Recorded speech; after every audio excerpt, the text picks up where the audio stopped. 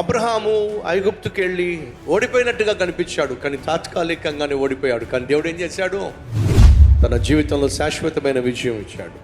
అపనమ్మకంతో శారా ఆ సమయంలో ఓడిపోయినట్టుగా కనిపించింది, కానీ దేవుడు ఏం చేశాడు? తన మాట ప్రకారం కుమారుణ్ణి దయచేశాడు. నీ జీవితంలో ఓటమి ముగింపు కాదో నా దేవుడు కలుగ చేసుకొని నీ ఓటమిని విజయముగా మారుస్తాడో. ఎలా నీ ఓటమి ముగింపు కాదో, ఒకవేళ మన జీవితంలో దేవుణ్ణి విశ్వసించవలసిన మనం ఒకవేళ విశ్వసించడంలో వెనకబడితే, విఫలమైతే, ఇంకెన్ని నష్టాలు మనం కొని తెచ్చుకుంటామో మరొక అద్భుతమైన సందేశాన్ని మీకు అందించబోతున్నాను. ప్రతి ఆదివారం కల్వరి టెంపుల్ బెంగళూరులో 3 ఆరాధనలు.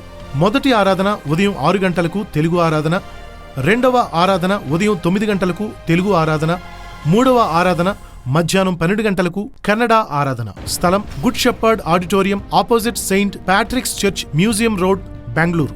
దైవజనులు డాక్టర్ పి సతీష్ కుమార్ గారు అందించే సందేశాల ద్వారా ఆత్మీయంగా బలపడుతున్న ప్రతి ఒక్కరికి ప్రేమతో ఆహ్వానం. తప్పక రండి, కుటుంబంగా రండి, దేవుని దీవెనలు పొందుకోండి. మరిన్ని వివరాల కొరకు మీరు సంప్రదించవలసిన ఫోన్ నంబర్ 8123563322.